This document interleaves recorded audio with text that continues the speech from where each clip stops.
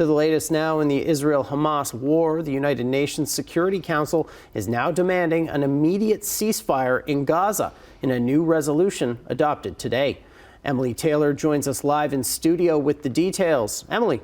Yeah, Matt, the United Nations Security Council has tried to pass a similar resolution to this 3 times now, and each time the United States were able to veto it.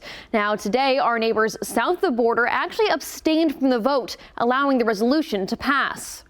The draft resolution has been adopted as Resolution 2728, 2024.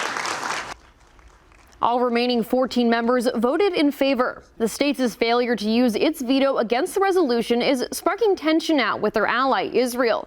Israeli Prime Minister Benjamin Netanyahu calling it a clear retreat from its allyship and saying it will hurt their efforts to rescue the 130 hostages still held by Hamas.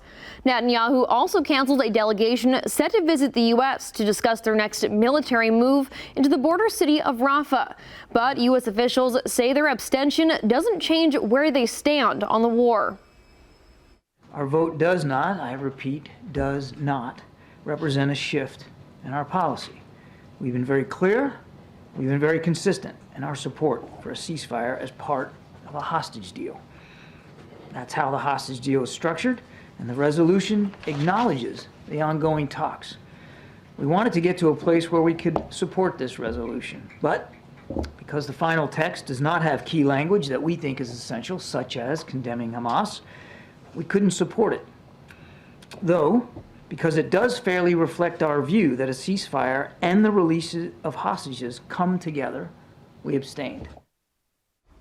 There has been growing global pressure to reach a ceasefire, especially as famine looms in Gaza. Now, most resolutions from the Security Council are considered binding, though the United States says that this one is non-binding and says that it will not affect Israel's job to go into Gaza and deal with Hamas. Now, there is either way, if the ceasefire is not reached, it's not clear exactly what the United Nations can or will be able to do. Matt?